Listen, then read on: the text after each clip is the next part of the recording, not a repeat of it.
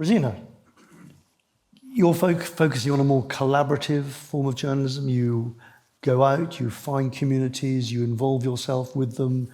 This is a new model, which you've sort of been one of the pioneers of getting that impact through. Can you take us through what brought that new way of thinking how journalism can work?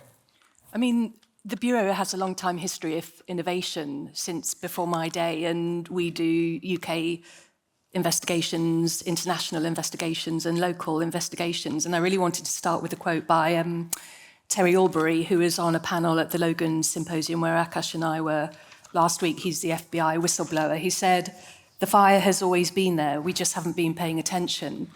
And I think there are fires across every constituency across the UK.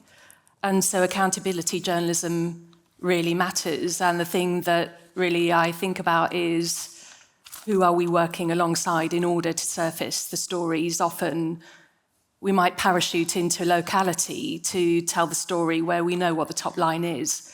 And yet, if you go into communities and ask the questions, that will inform where the accountability gap is. So, one, there is an editorial reason for doing what we do.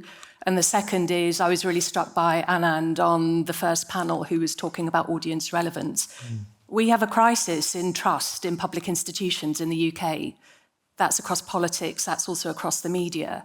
People feel disenfranchised. You know, I was running the largest network newsroom outside of London. I started that job on the week of the EU referendum for the BBC. We were an output that was very close to the audience, and so we felt that the vote would go Brexit. I'm not making a political point, but politics is about policy, and policy is about people.